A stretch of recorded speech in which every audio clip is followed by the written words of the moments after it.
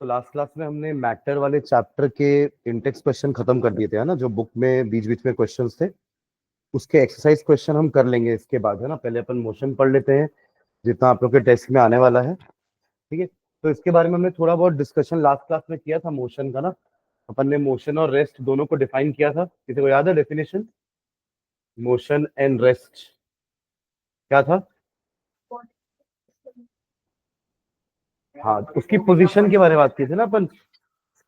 हाँ, with respect to time, अगर किसी बॉडी का पोजीशन चेंज हो रहा है ना, position changes with respect to time, तो हम बोलेंगे कि the body is in motion.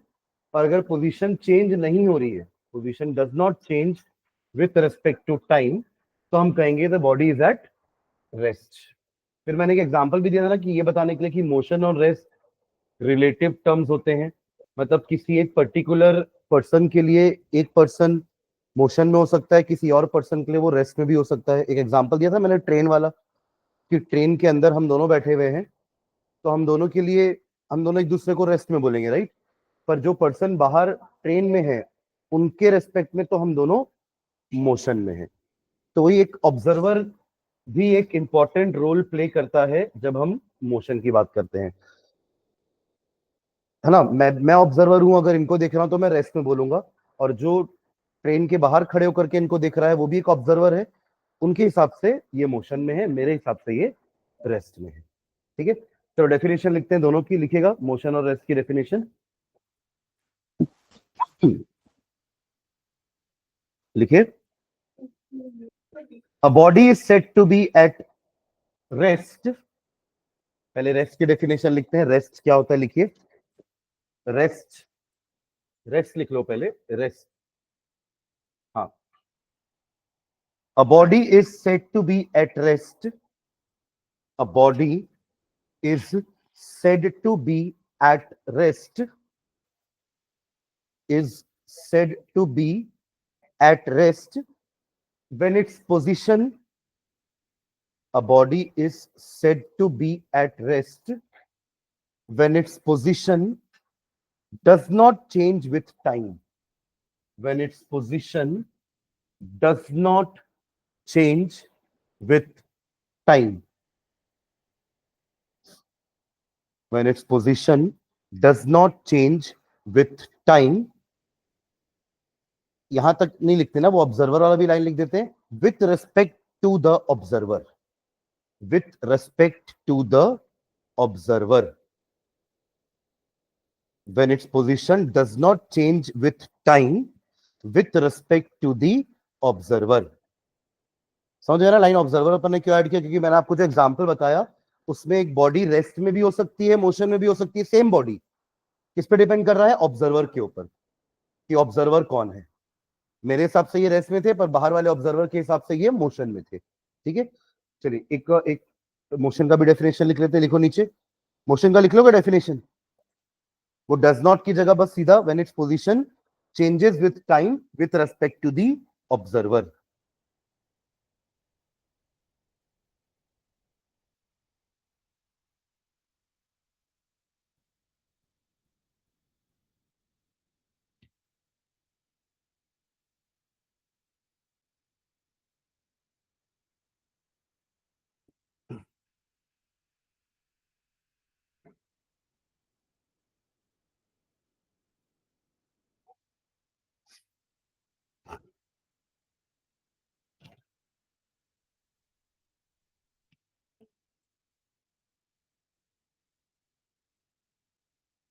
ठीक है, ओके। चलिए एक लाइन लिखेगा दोनों के डेफिनेशन के नीचे, एक लाइन लिखना, नोट करके लिख लो उसको। नोट, कुछ इंपॉर्टेंट पॉइंट रहेगा तो अपन नोट करके लिखेंगे उसके अंदर ना। नोट में लिखेगा, an object can be at rest, an object can be at rest, an object can be at rest and in motion, and in motion simultaneously। what do you mean by word simultaneously? पहले सुने word कभी?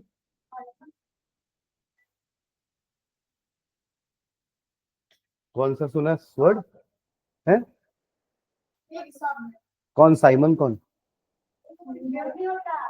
क्या game है तो? उसकी बात नहीं कर रहा मैं। साइमल्टेनियसली मतलब हाँ एक साथ, है ना, कोई दो तीन चीजें एक साथ हो रही है तो अपन बोलेंगे कि those things are occurring at the same time, या अपन साइमल्टेनियसली वर्ड यूज कर सकते हैं। तो क्या लिखे आप लोग कि an object can be at rest and in motion simultaneously with respect to different observers, with respect to different observers, an object can be at rest and in motion। एक ही ऑब्जेक्ट रेस्ट में भी है motion में भी है एक ही समय पर, बट किसके हिसाब से? अलग अलग ऑब्जर्वर के हिसाब से, with respect to different observers. जो मैंने आपको एग्जांपल बताया ट्रेन वाला, है ना, वही है। उसको अपन शॉर्ट में लिखते हैं एग्जांपल को। फॉर एग्जांपल लिखो, फॉर एग्जांपल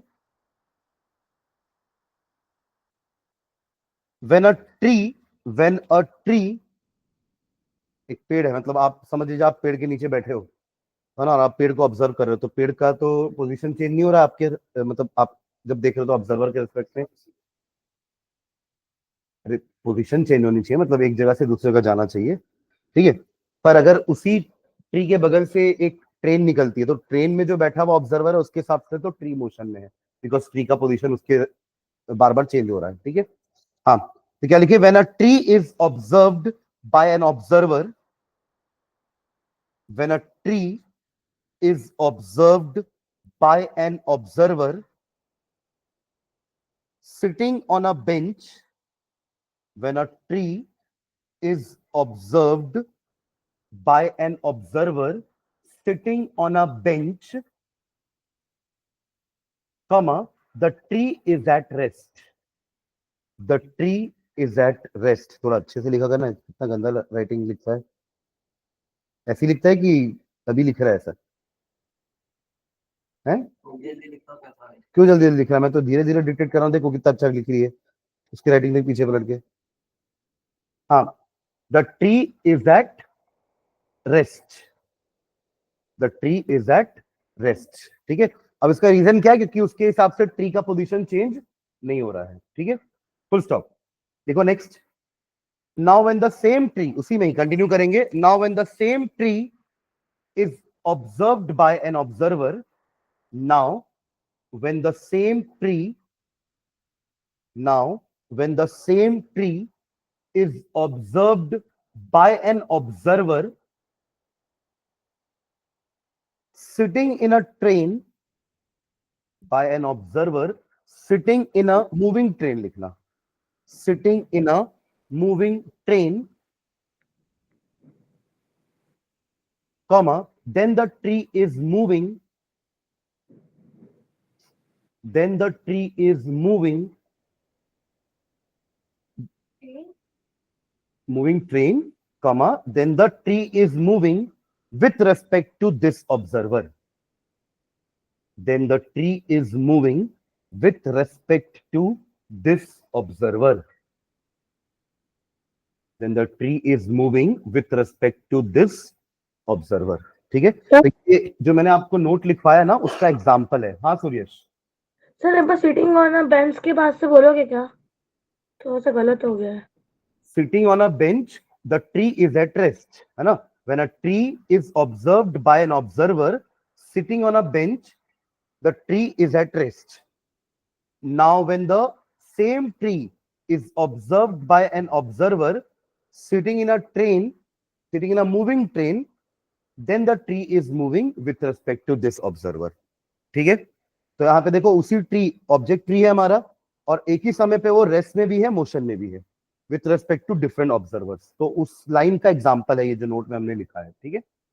चलिए नेक्स्ट एक हिंट डालिएगा, नेक्स्ट हिंट डालना, scalar and vector quantities, scalar and vector quantities.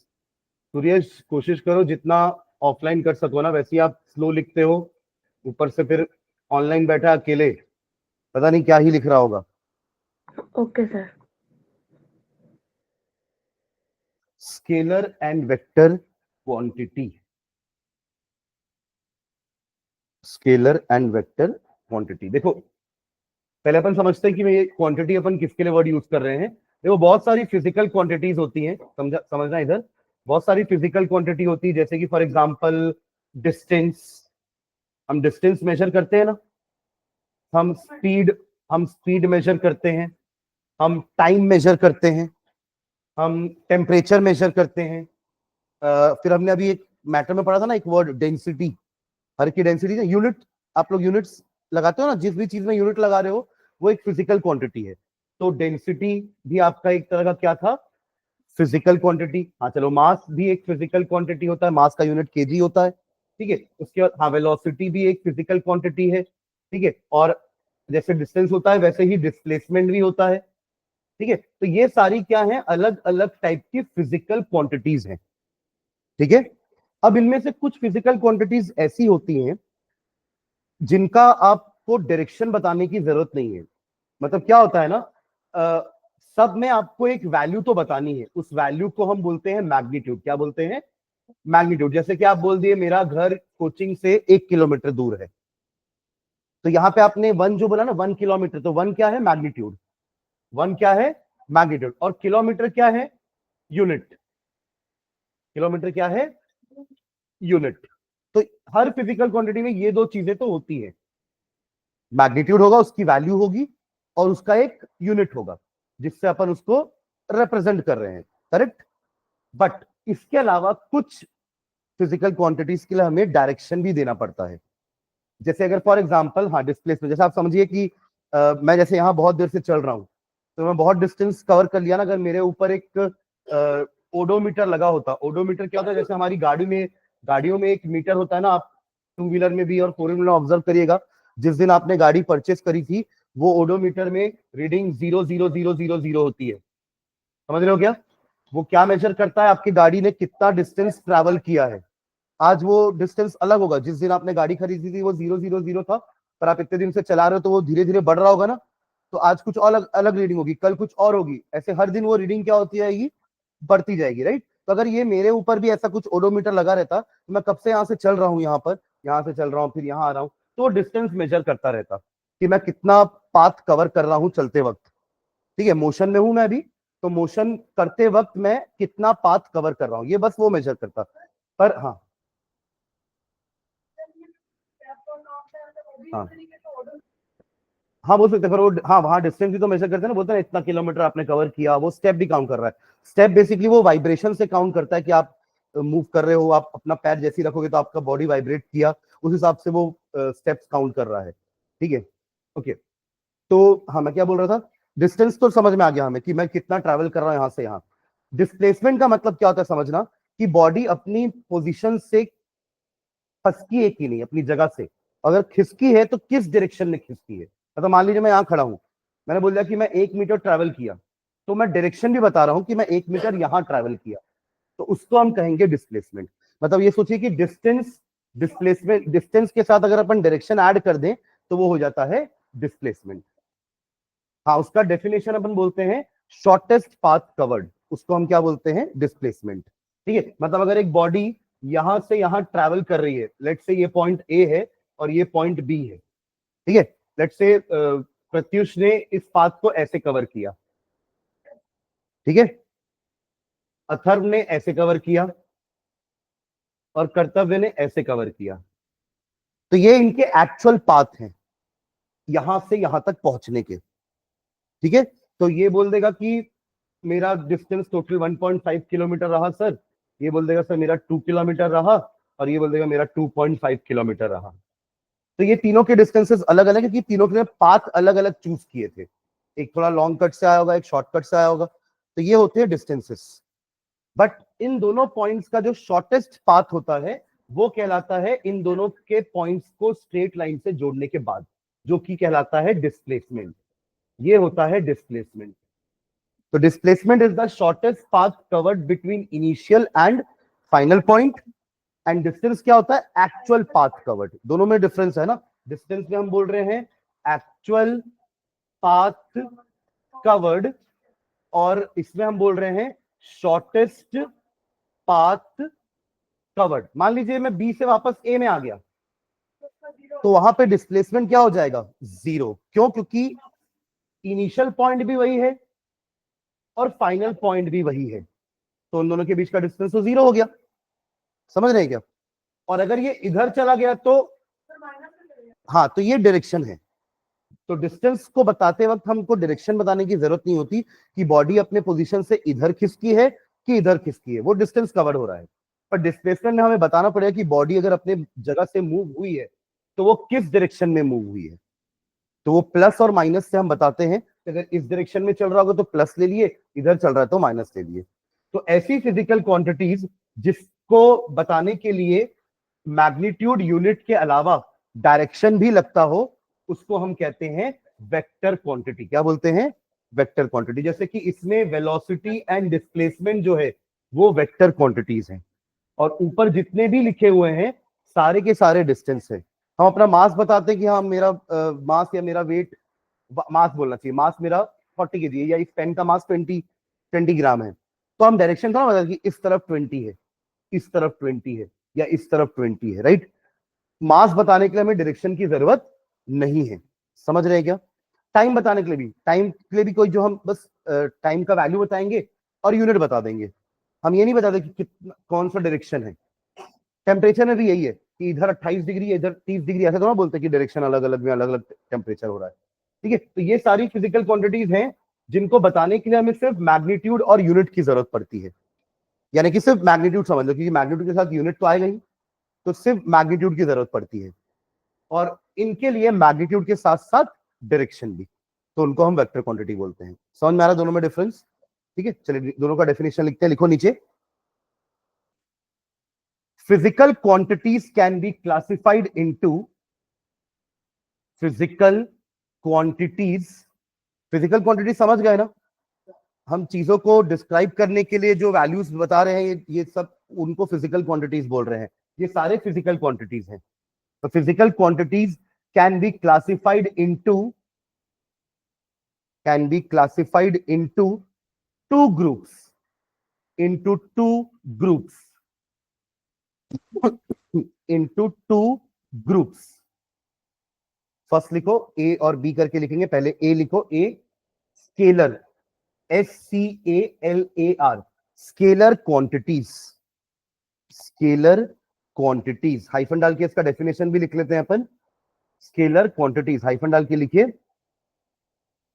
The physical quantities which have the physical quantities which have magnitude only, which have magnitude only,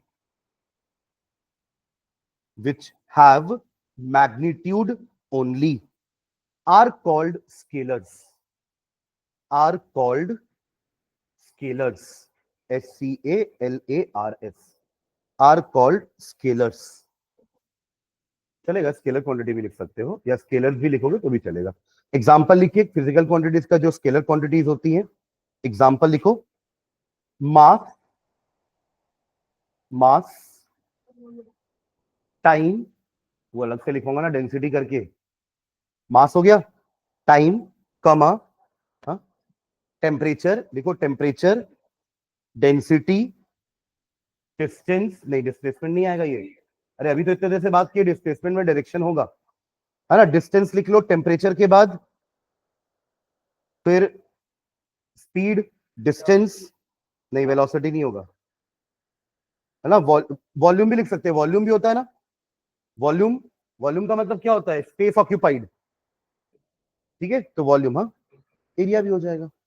ठीक है, area, volume, फिर power भी होता है, density लिखवाया तो मैं, डेंसिटी, फिर power, power, energy, energy, power, बस बहुत हो गया, एक्सेट्रा।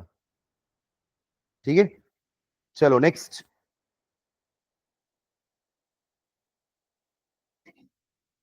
हाँ, वेक्टर्स, वेक्टर क्वांटिटी सेकंड लिखेंगे बी करके, vector quantity.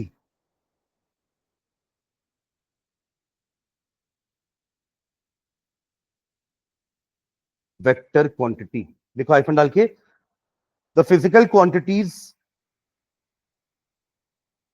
The physical quantities which have both magnitude as well as direction. The physical quantities which have both magnitude as well as direction are called vectors या vector quantity are called vectors or vector quantity.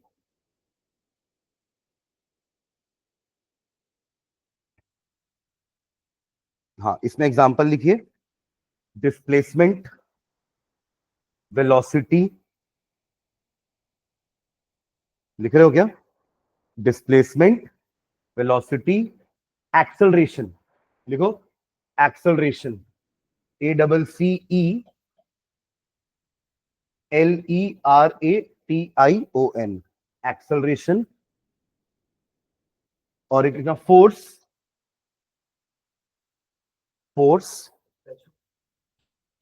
Pressure नहीं, pressure, हाँ pressure भी हो सकता है क्योंकि pressure भी direction लग रहा है ना, फोर्स लग रहा है वहां पे, तो है ना. और एक और लिखना, रुकिए, मोमेंटम लिखो. एक मोमेंटम अपन पढ़ेंगे इसी आगे चैप्टर्स में, मोमेंटम क्या होता है.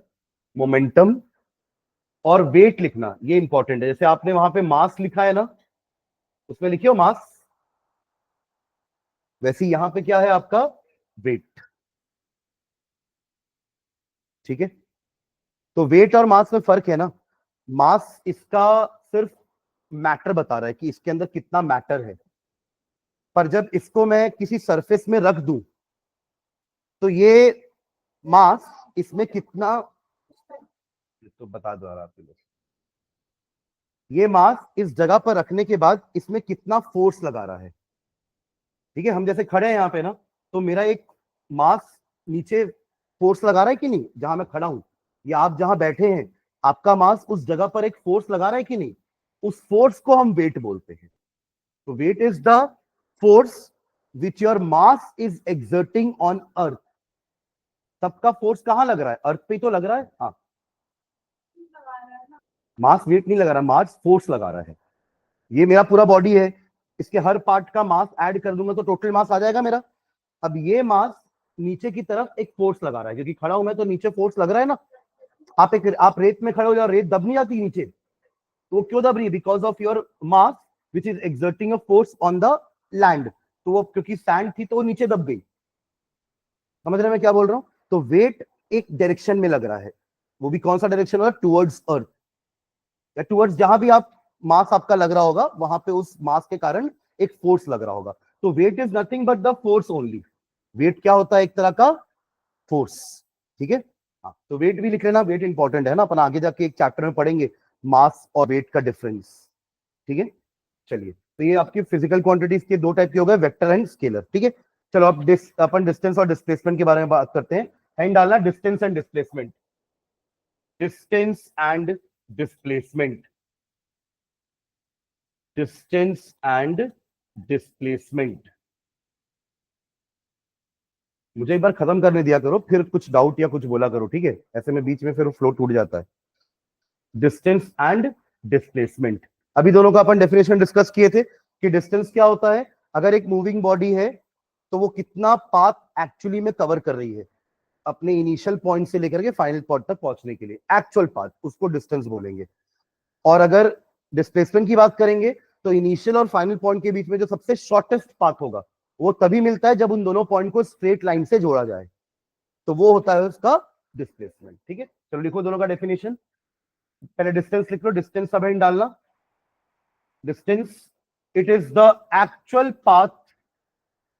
डिस्टेंस का definition, it is the actual path, actual length of path लिखना, actual, it is the actual length of path, it is the actual length of path covered by a moving body, covered by a moving body. Moving body का ही distance होगा ना, body जो rest में उसका तो position change ही नहीं हो रहा है, तो उसका काय का डिस्टेंस. ठीक है, moving body between its initial and final position, between its initial and by a moving body between its initial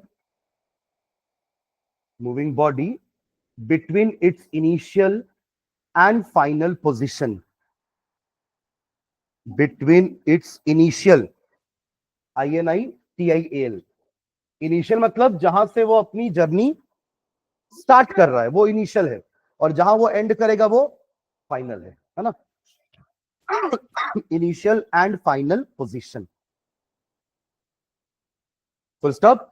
it has no sense of direction, क्योंकि ये तो स्केलर क्वांटिटी है ना.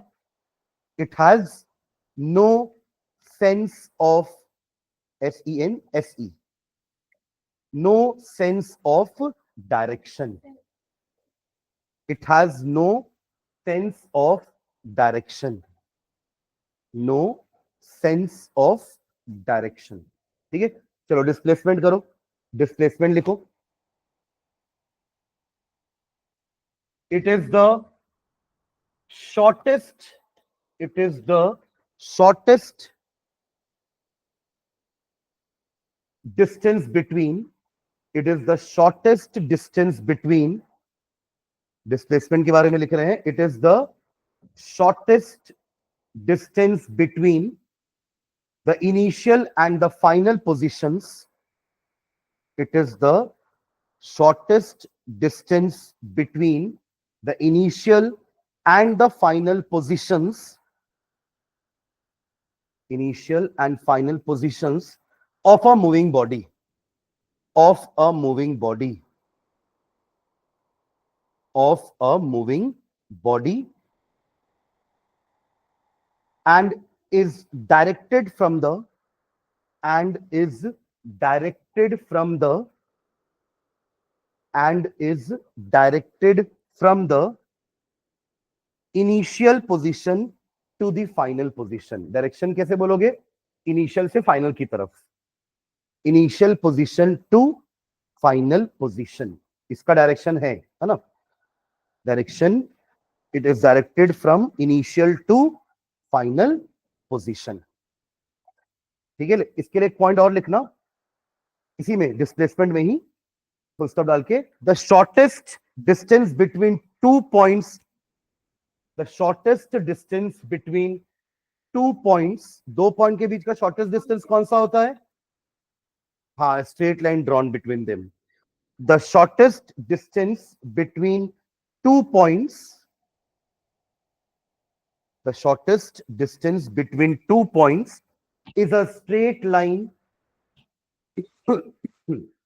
is a straight line joining the 2 points, is a straight line joining the 2 points, joining the 2 points, is a straight line joining the 2 points.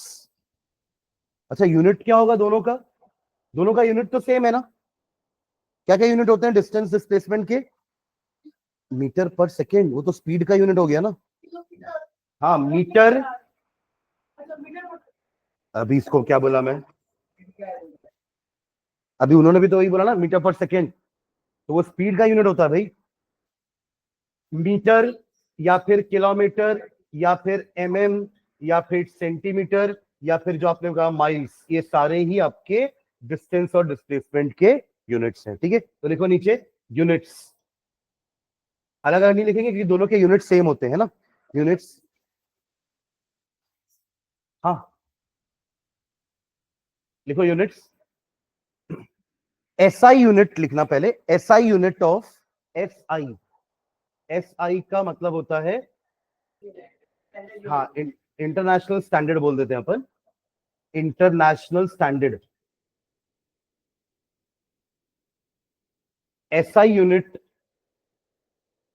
of distance and displacement is, distance and displacement is meters, is meters denoted by small m, है ना. Bracket में लिखते हैं ना, denoted by small m.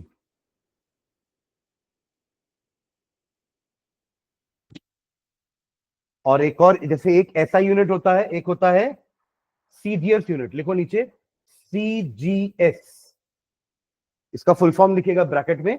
C stands for centimetre, G stands for gram and S stands for seconds. ऐसा system unit का जिसमें हम लेंथ को सेंटीमीटर से डिनोट करते हैं, मास को ग्राम से, और टाइम को सेकेंड में, ठीक है, उसको सीजीएस यूनिट बोलते हैं। तो यहां पे सीजीएस यूनिट क्या हो जाएगी, डिस्टेंस और डिस्प्लेसमेंट की, सेंटीमीटर। लिख लो, CGS unit of distance and displacement is centimetre, is centimetre. हाँ, नहीं एफपीएस के बारे में जरूरत नहीं है, है ना। ये तो एक एफपीएस भी होता है ना, एफपीएस में एफ का मतलब होता है फुट, पी का मतलब होता है पाउंड, और एस का मतलब होता है सेकेंड। ये जनरली यूएस में यूज करते हैं, है ना, यूएस वाले, यूनाइटेड स्टेट्स वाले हाँ फुट यूज करते हैं जनरली डिस्टेंस मेजर करने के लिए, लेंथ मेजर करने के लिए। मास मेजर करने के लिए वो लोग पाउंड्स यूज करते हैं, और टाइम के लिए सेकेंड्स। तो वो एफपीएस सिस्टम कहलाता है, ठीक है। चलिए नीचे लिखना, some other units are, some other units are. अगला लाइन, ये दोनों तो एसआई और सीजीएस हो गया ना। तो देखो मेरी बात सुनिए, यहां पर कभी आपको अगर क्वेश्चन में लिखा है कि express your answer in SI unit, तब आपका आंसर मीटर में ही होना चाहिए। सुन रहे हैं क्या? हाँ, नहीं, एसआई यूनिट सिर्फ मीटर होती है और सीजीएस यूनिट सिर्फ सेंटीमीटर होती है। तो अगर क्वेश्चन में मेंशन है कि express your answer in CGS unit या एसआई यूनिट, तो आपको इन्हीं यूनिट्स को यूज करना है। समझ रहे हैं क्या? ठीक है। हाँ, सम अदर यूनिट्स आर लिख लो, kilometre, some other units are kilometre, kilometre, comma डाल के मिलीमीटर भी लिख लो, एमएम, मिलीमीटर,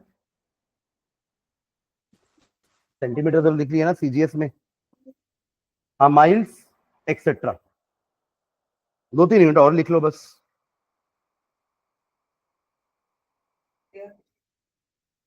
हेक्टर तो एरिया का हो जाता है यूनिट, ठीक है। ठीक है, तो ये हो गया यूनिट्स, ठीक है। चलिए नोट में एक पॉइंट और लिखेगा, नोट करके लिखिए, नोट, बहुत इंपॉर्टेंट पॉइंट लिखने जा रहे हैं अपन। नोट के अंदर लिखेंगे distance greater than equal to displacement. ये साइन समझ रहे हैं क्या? इतना साइन क्या होता है, ग्रेटर देन का, और नीचे जो एक डैश लगा हुआ है, बार लगा हुआ है, उसका मतलब क्या है, equal to. Greater than equal to displacement मतलब डिस्टेंस डिस्प्लेसमेंट के बराबर हो सकता है या उससे बड़ा होगा, कभी भी डिस्टेंस डिस्प्लेसमेंट से छोटा नहीं हो सकता। हाँ, वो खुद शॉर्टेस्ट पाथ लिखा ही है उसके डेफिनेशन में, शॉर्टेस्ट डिस्टेंस। तो अपन दोनों केस देखते हैं कि कब कब कौन सी चीजें होंगी। दो लिखे ना अपन, ग्रेटर देन और इक्वल टू। तो इक्वल टू कब होगा, जब तक आपकी बॉडी एक स्ट्रेट लाइन में ट्रैवल कर रही है ना, जब तक बॉडी स्ट्रेट लाइन में ट्रैवल कर रही है, उसका डायरेक्शन चेंज नहीं हो रहा है, तब तक डिस्टेंस और डिस्प्लेसमेंट बराबर है। जैसे मैं यहां से लेकर के, ध्यान देना, मैं यहां से लेकर के यहां तक चला, तो मेरा डिस्टेंस और डिस्प्लेसमेंट 2 मीटर है, सेम है। कितना है? 2 मीटर। समझ लीजिए 2 मीटर्स है फॉर एग्जांपल। तो मेरा डिस्टेंस और डिस्प्लेसमेंट क्या है? 2 मीटर्स। अभी मैंने अपना डायरेक्शन चेंज नहीं किया। अब मान लीजिए मैं उतर के वहां आ जाऊं, तो डिस्टेंस तो बढ़ता रहेगा, पर अब डिस्प्लेसमेंट चेंज हो जाएगा। वो भी किस पे डिपेंड करेगा कि मेरा फाइनल पोजीशन क्या है।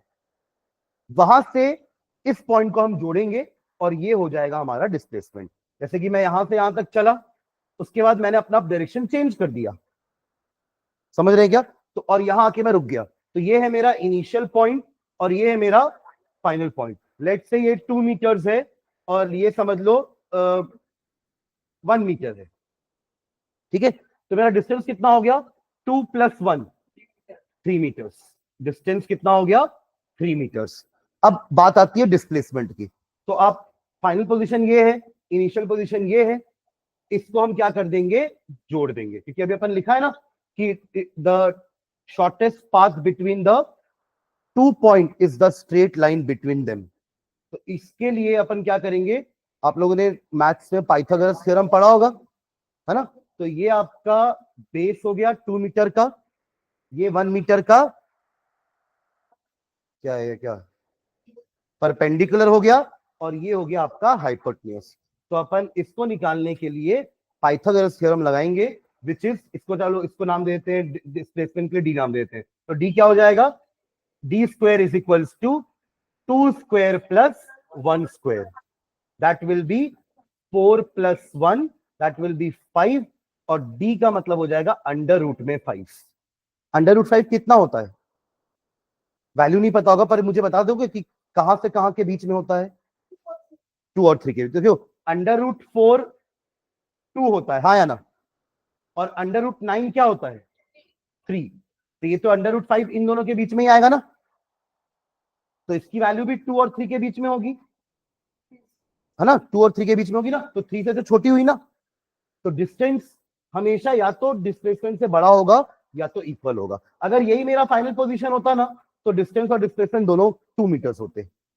समझ गए क्या, ये लाइन समझ में आ रही है जो लिखा हुआ है, नीचे लिखो नीचे।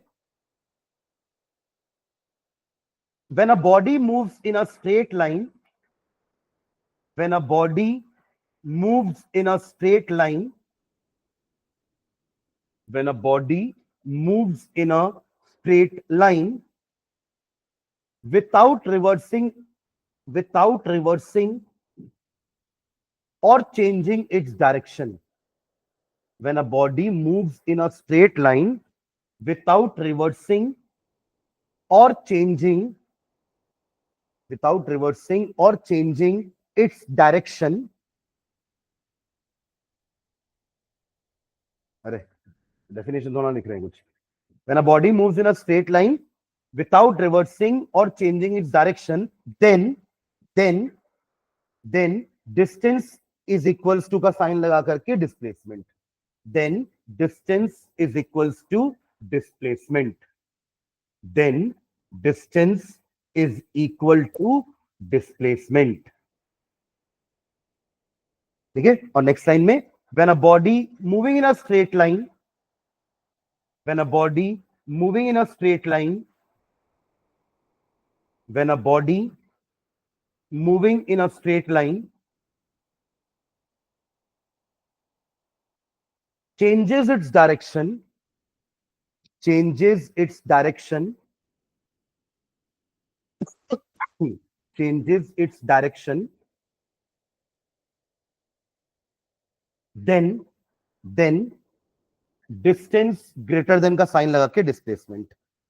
when a body moving in a straight line changes its direction, then distance greater than displacement, then distance greater than displacement, displacement। ठीक है, इसी में एक एग्जांपल लिखते हैं, लिखो नीचे एक एग्जांपल, एग्जांपल लिखो।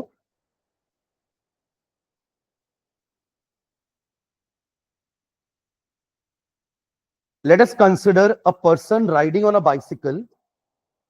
Let us consider a person riding on a bicycle, riding on a bicycle,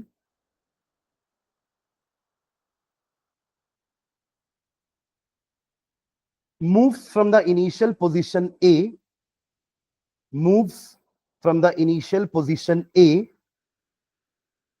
moves from the initial position A, capital A नाम दे देना ना, move from the initial position A to the final position B, to the final position B. Initial position A to the final position B, to the final position B. एक diagram बनाओ, ये रहा A और ये रहा B।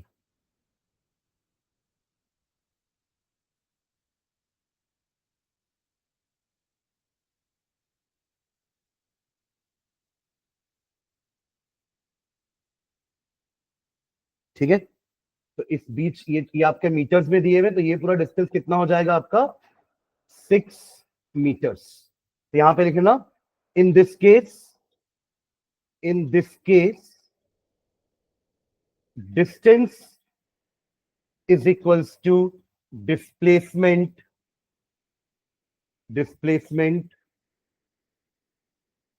is equals to 6 meters, is equals to 6 meters। ठीक है, ये फर्स्ट वाला केस हो गया हमारा, जहां पे डिस्टेंस और डिस्प्लेसमेंट बराबर है, क्योंकि अभी तक डायरेक्शन चेंज नहीं हुआ है, ए से बी में रिवर्स भी नहीं आया है ना, डायरेक्शन चेंज किया है। ठीक है, ठीक है, नेक्स्ट टाइम में लिखो वापस, इसी को ही कंटिन्यू करेंगे, नेक्स्ट टाइम में लिखना now if the final position is C, now if the body is reversed, now if the bicycle is reversed, लिख लो, now if the bicycle is reversed and the final position is C, ये diagram बना लियो ना आप लोग उसमें। now if the bicycle is reversed and the final position is C, चलो diagram बनाना फिर से, यहां तक पूरा सेम रहेगा डायग्राम, C इस तरफ रहेगा,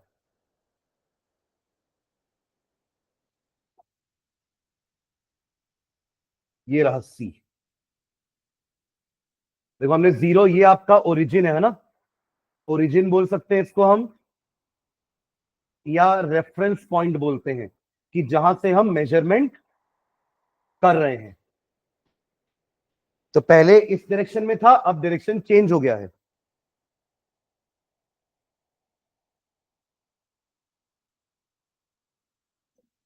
ठीक है, और ये कितना डिस्टेंस है, ये पूरा आपका 3 मीटर्स।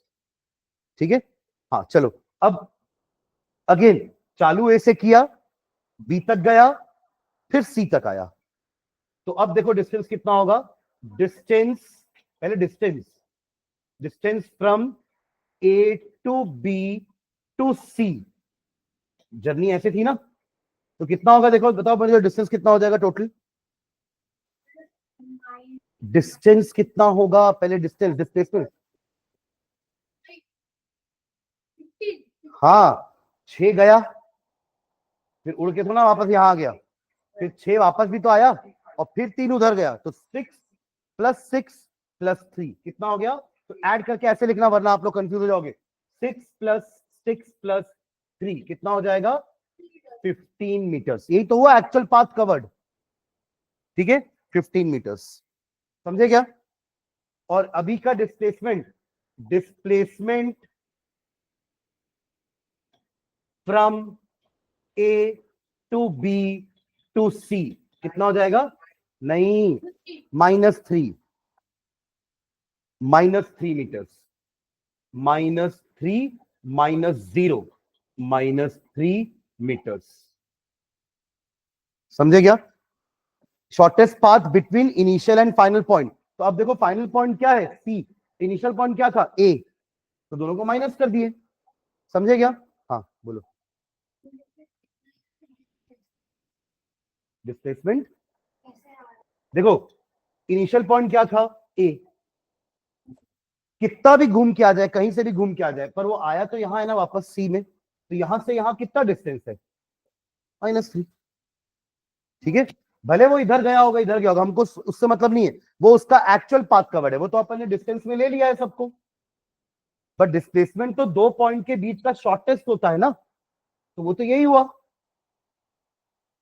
और ये कितना है, 3 मीटर्स है, पर क्योंकि डायरेक्शन उस तरफ का है इसलिए -3 लिखे हैं। -3 कुछ होता थोड़ी ना है, -3 कैसे चला जाएगा, वो है तो 3 मीटर ही, बट डायरेक्शन दिखाने के लिए अपन ने माइनस साइन लगाया है, ताकि हाँ दोनों में हमको समझ में आए कि अगर आप इधर मूव कर रहे होते तो आप 3 मीटर लिखते, और इधर मूव कर रहे होते तो -3 लिखोगे। सोचो, अगर एक और चीज समझना, मान लो वो पॉइंट अगर यहाँ पे होता सी, तो आंसर 3 मीटर होता, तो दोनों में डिफरेंस होना चाहिए ना, कि रेफरेंस पॉइंट से इस तरफ में वो 3 है, कि रेफरेंस पॉइंट से इस तरफ में वो 3 है, इसलिए माइनस लगाए हैं। माइनस कोई ट्रैवल थोड़ी ना कर सकता है, हाँ वो एक, हाँ नंबर लाइन जैसे समझ लो, और वो 3 मीटर ही गया है उस तरफ, पर लिखने में -3 क्यों लिखे? जस्ट बिकॉज ऑफ डायरेक्शन, कि वो इस तरफ का 3 नहीं है, वरना कंफ्यूज हो जाएंगे ना कोई भी। अगर अगर 3 मीटर मैंने लिख दिया डिस्प्लेसमेंट, तो ये रेफरेंस पॉइंट है, तो अब समझ में नहीं आया कि 3 मीटर इधर है कि 3 मीटर इधर है। बॉडी अपनी जगह से खसकी तो है, और 3 मीटर खसकी है, 3 मीटर डिस्प्लेस हुई है, पर किस तरफ? पर अगर आपने माइनस लिख दिया तो डेफिनेटली वो इस तरफ ही रखेगा, समझेगा, राइट? इस तरफ समझेगा -3 को, और 3 को कहां समझेगा? इस तरफ। Am I clear? ठीक है। और अगर मान लो ए में ही वापस आया था, तो डिस्टेंस कितना होता? अरे सुन तो लो क्वेश्चन, डिस्टेंस कितना होता बोल रहा हूं? 12, 6 जाना 6 वापस आना, तो 6 + 6 12 हुआ, और डिस्प्लेसमेंट हो जाता 0। तो एक केस वो भी लिख लें क्या, है ना? यहां लिखना डिस्टेंस, इसी वाले में कंटिन्यू कर लो, distance from A to B to A. पहले ए से बी गया, बी से ए आया, कितना हो जाएगा? 6 + 6 दैट विल बी 12। और सेम चीज डिस्प्लेसमेंट के लिए भी लिखना, displacement from A to B to A 0, क्योंकि इनिशियल पॉइंट भी वही है और फाइनल पॉइंट भी वही है, तो दोनों के बीच का डिस्टेंस 0 ही होगा। तो डिस्प्लेसमेंट 0, मतलब सोचिए डिस्प्लेसमेंट 0 भी हो सकता है, डिस्प्लेसमेंट नेगेटिव भी हो सकता है, डिस्प्लेसमेंट डिस्टेंस से बराबर भी हो सकता है, और डिस्प्लेसमेंट डिस्टेंस से छोटा रहेगा। चारों पॉसिबिलिटी है, ठीक है? ठीक, चलो कुछ और एक आध एग्जांपल देखते हैं डिस्टेंस डिस्प्लेसमेंट के। जैसे अभी तो अपन स्ट्रेट लाइन की बात कर रहे हैं, अब कुछ और सर्कुलर पाथ देखते हैं, क्लोज्ड पाथ देखते हैं। जैसे कि ये एग्जांपल एक सर्कुलर पाथ है, ठीक है? सर्कुलर पाथ का रेडियस होता है ना, और उसका सेंटर भी होता है, ये रहा इसका सेंटर, ठीक है? और ये रहा इसका radius, let's say radius is r, ठीक है? समझ रहे हो क्या? इधर ध्यान दो और मान लीजिए एक ऑब्जर्वर है जो पॉइंट ए में है ना, उसने पूरा एक चक्कर लगाया आपके सर्कल का, सर्कुलर पाथ का, और वापस से ए में आ गया, ठीक है? क्वेश्चन समझ में आ गया? अब क्वेश्चन ये है, what is distance travelled and what is the displacement? Displacement 0, क्योंकि again initial and final positions are same, तो displacement is 0। Distance will be circumference. क्यों? डिस्टेंस क्या होता है? It is the path covered, और सर्कल का ये जो बाउंड्री होता है उसको अपन क्या बोलते हैं? सर्कमफेरेंस। और सर्कमफेरेंस क्या होता है सर्कल का? 2πr। तो डिस्टेंस कितना हो जाएगा? Distance will be equal to circumference. एक और वर्ड क्या बोलते हैं सर्कमफेरेंस को? वाह, पेरीमीटर। क्या बोलते हैं? पेरीमीटर। जनरली आप लोग पेरीमीटर वर्ड रेक्टेंगल, स्क्वायर जैसे शेप्स के लिए यूज करते हो, पर दोनों का मीनिंग सेम होता है, इट इज द बाउंड्री, ठीक है? तो वो क्या होता है सर्कमफेरेंस? 2πr। और डिस्प्लेसमेंट अभी का कितना हो जाएगा? डिस्प्लेसमेंट विल बी 0, ठीक है? चलो एक और काम करते हैं, एक राउंड और घुमा देते हैं उसको, वापस से एक राउंड घूम के वापस ए में आ गया। अब बताओ क्या होगा? हाँ, दोनों दोनों बताना है। 4πr, 2πr कैसे? 2 राउंड हो गया ना, अब 2 राउंड मारेगा तो 2 सर्कमफेरेंस ऐड करोगे ना, 2πr प्लस 2πr। 3 राउंड मारेगा तो 6πr, ठीक है? तो एक और कंडीशन, 3 राउंड मारा और चौथे राउंड में यहां आके रुक गया, मतलब चौथा कंप्लीट नहीं हो पाया, मतलब कितने राउंड हुए? 3.5 राउंड्स किए उसने, और बी पे आके रुक गया। आदित्य बताएगा डिस्टेंस और डिस्प्लेसमेंट कितना होगा? क्यों हर बार 0 करेंगे भाई? अब कहा इनिशियल और फाइनल पॉइंट सेम है। शुरुआत ए से किया, 1 round, 2 round, 3 round, 3.5 round, final point ये हुआ ना, तो कैसे डिस्प्लेसमेंट 0 हो जाएगा? हाँ, आप बताओ ना, 2 पॉइंट के बीच का शॉर्टेस्ट पाथ निकालना है, तो इन दोनों को जोड़ दो। What is this? ये क्या होता है? इसको क्या बोलते हैं सर्कल का? ये क्या है सर्कल का, और ये आइली डायमीटर, क्या है वो, डायमीटर। तो अब डिस्टेंस कितना हो जाएगा, 3.5 इंटू 2 पाई आर, 3.5 इंटू वही 7 पाई आर, 7 सोच रहा था क्या, वही तो होगा ना। 3.5 को क्या लिखते हैं, 7/2, और 2 पाई आर में 2 कैंसिल, वही आया 7 pi R, 2 pi R, 2 pi R, 2 pi R, 6 pi R हो गया, 7 पाई आर, पाई आर ही ऐड करोगे ना लास्ट वाला, तो 2 pi R, 2 pi R, 2 pi R 3 बार ऐड किए, और लास्ट वाला तो आधा ही राउंड हुआ ना, तो पाई आर ही ऐड करोगे, तो टोटल कितना हो गया, 7 पाई आर। डिस्टेंस कितना हो गया, 7 पाई आर, करेक्ट। और डिस्प्लेसमेंट क्या क्या बोलोगे, 2r, डिस्प्लेसमेंट इज 2r, क्योंकि 2r क्या होता है, डायमीटर, डायमीटर क्या होता है, 2 इंटू आर, समझ गए क्या। ये तो सर्कुलर पाथ हो गया। ऐसी अगर एक स्क्वायर फील्ड होती तो, मान लीजिए एक फार्मर है, उसकी एक स्क्वायर फील्ड है, और वो अपने स्क्वायर फील्ड में ए से लेकर के, मतलब ए से ये हर एक साइड 10-10 मीटर का है, स्क्वायर फील्ड है तो हर साइड तो बराबर ही होगा ना, 10 मीटर का है, ठीक है।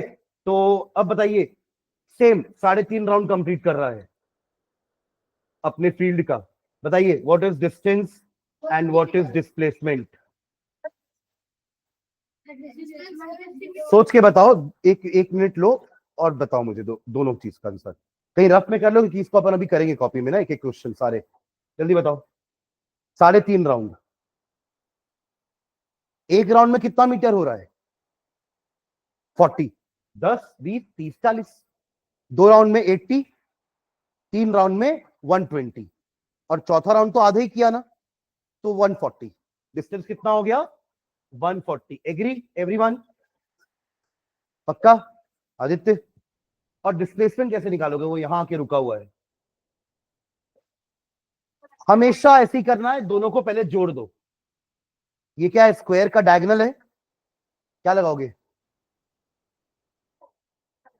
पाइथागोरस, अरे यार कैसे कर रहे हो, ये आपको पता है, ये भी पता है, ये निकल जाएगा ना, अरे हाँ या ना, कैसे कर रहे हो, पाइथागोरस लग जाएगा इसमें, 10 और 10 का स्क्वायर करो कितना होगा, 100, 100, 200, अंडर रूट में 200, आंसर क्या आएगा, अंडर रूट में 200, इसको और कैसे लिख सकते हो, अंडर रूट 200 को, अंडर रूट 200 को क्या लिख सकते हो, और 100 को बाहर ले आओ ना 10 करके, 10√2 लिख सकते हो, हाँ या ना, अरे 200 को 2 इंटू 100 लिख दिए अंदर, है ना, और 100 का स्क्वायर रूट किए तो 10 हो गया, अंदर क्या बचा, अंडर रूट 2, 10√2 मीटर्स, समझे क्या, 10√2 मीटर्स, और वो कितना आ रहा था, 140, हाँ। डिस्टेंस देखो, 10, 20, 30, 40, एक राउंड का 40 मीटर, 2 राउंड का 40 और ऐड कर दो 80, 3 राउंड का 40 और ऐड कर दो 120, और उसके बाद आधा ही घूम पाया ना, तो 130, 140, ठीक है, हाँ हाँ, प्लस करना है, 3 पेरीमीटर, 3.5 पेरीमीटर हो गया ना, तो स्क्वायर का पेरीमीटर क्या होता है, sum of all the sides, sum of all the sides, तो वो कितना हो गया, 40, तो 40 इंटू 3.5, ये भी कर सकते हो, वही चीज होगी, 40 इंटू 3.5, समझ गए क्या। तो ये हो गया आपका डिस्टेंस एंड डिस्प्लेसमेंट, ठीक है। थोड़ा सा मैं स्पीड डिस्कस कर रहा हूं आज, नेक्स्ट क्लास में हम डिस्टेंस डिस्प्लेसमेंट में कुछ क्वेश्चन करके स्पीड वेलोसिटी भी लिखवा दूंगा मैं, ठीक है। स्पीड क्या होती है समझना एक बार, मैं आपको दो चीजें दे रहा हूँ केस, है ना, समझ लो पहले, अभी कुछ लिख नहीं रहे हैं अपन ना। मान लो मैंने सेम टाइम दो लोगों को दिया, अपन आदित्य और शौरिश का एग्जांपल लेते हैं, ठीक है। इन दोनों को मैंने सेम टाइम दिया कि आप लोग के पास 1 मिनट है, आप लोग को भागना है, अब दोनों को टाइम सेम दिया ना, तो दोनों भागना चालू कर दिए। जैसे ही 1 मिनट खत्म हुआ, तो आदित्य थोड़ा सा पहले रह गया और शौरिश थोड़ा आगे चला गया, समझ रहे क्या बोल रहा हूं मैं, मतलब दोनों को मैंने टाइम सेम दिया, कितना कितना, 1 मिनट का टाइम दिया दोनों को, और दोनों को मैंने भागने बोला, तो मान लो आदित्य ने भागा 500 मीटर, और जो आपका ये है सौरिश है, ये भाग लिया 600 मीटर, ठीक है। अब एक और टास्क देंगे इसको, इन दोनों को, यहां से लेकर के ना वो ऑफिस के सामने तक भागना है। अब डिस्टेंस सेम है दोनों के लिए, पर टाइम अलग अलग लेके हो सकता है। भागना चालू किए तो इस बार आदित्य जो है, अब दोनों को मैंने डिस्टेंस सेम दिया ना, पहले टाइम सेम दिया था, अब क्या दे रहा हूं, जैसे कि भागना वहीं तक है, देखते हैं पहले कौन पहुंचेगा, कौन कम टाइम लेगा। समझ रहे हैं क्या? तो आदित्य ने लिया लेट्स से हाँ चलो 45 सेकेंड्स, आदित्य ने लिया 45 सेकेंड्स और सौरिश ने लिया 50 सेकेंड्स।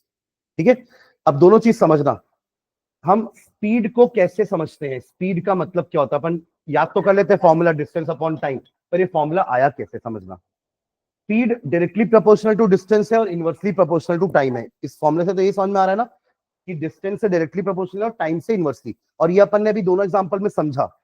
पहले एग्जांपल में मैंने टाइम को कांस्टेंट रखा था, दोनों को 1-1 मिनट का टाइम दिया था, और भागो, जिसने ज्यादा डिस्टेंस कवर किया उसकी स्पीड ज्यादा होगी ना, क्या बोलते हैं, जिसने ज्यादा डिस्टेंस कवर किया उसकी स्पीड ज्यादा होगी, यानी कि फर्स्ट केस में सौरिश की स्पीड ज्यादा थी बिकॉज उसने डिस्टेंस ज्यादा कवर किया। समझ गए? सेकेंड केस में टाइम को कांस्टेंट, सॉरी डिस्टेंस को कांस्टेंट रखा हमने, और ये देख रहे थे कि कौन कितना टाइम ले रहा है। तो आदित्य ने 45 सेकेंड लिया और सौरिश ने 50 सेकेंड, तो किसकी स्पीड ज्यादा होगी, क्योंकि उसने टाइम कम लिया। तो टाइम कम लेने का मतलब स्पीड ज्यादा होता है, और डिस्टेंस ज्यादा कवर करने का मतलब स्पीड ज्यादा होता है। यानी कि स्पीड डिस्टेंस से डायरेक्टली प्रोपोर्शनल होती है और टाइम से इनवर्सली प्रोपोर्शनल, इसलिए ये रिलेशन आता है डिस्टेंस अपॉन टाइम। कि समझो, अगर टाइम दोनों को सेम दिया गया है तो आप स्पीड कैसे पता करोगे कि किसकी ज्यादा है, जो ज्यादा डिस्टेंस कवर कर रहा होगा। देखिए हमने टाइम तो दोनों को बराबर दिया ना भाई, फेयर था, दोनों को हमने 1 मिनट दिया। अब जो ज्यादा आगे तक दौड़ पाया उसकी स्पीड ज्यादा होगी, यानी कि speed directly proportional to distance covered, right. और अगर अब मैंने डिस्टेंस दोनों को बराबर दिया कि यहां तक ही भागना है, तो जो पहले पहुंचेगा उसकी स्पीड ज्यादा, यानी कि टाइम कम स्पीड ज्यादा, टाइम ज्यादा स्पीड कम, टाइम कम स्पीड ज्यादा। समझ रहे ना? तो इसलिए ये फॉर्मूला बना है, ना कि टी बाई डी, ना डी इंटू टी। फॉर्मूला हमेशा यही क्यों बना, speed is equals to distance by time ही क्यों बना, बिकॉज स्पीड डिस्टेंस से डायरेक्टली प्रोपोर्शनल है। अगर आप टाइम को कांस्टेंट रखते हो या डिस्टेंस को कांस्टेंट रखते हो तो स्पीड टाइम के इनवर्सली प्रोपोर्शनल है, इसलिए फॉर्मूला बना speed is equals to distance upon time. Clear है? चलो आगे नेक्स्ट क्लास में अपन डिस्टेंस डिस्प्लेसमेंट में कुछ क्वेश्चंस भी करेंगे। जो आज डिस्कस किए ना इसको अपन लिख लेंगे, सारे सर्कल वाले और स्क्वायर वाले, ठीक है, पाइथागोरस लगा करके निकालने वाले डिस्प्लेसमेंट, वो सब अपन नेक्स्ट क्लास में डिस्कस करते हैं। ठीक है, चलो थैंक यू।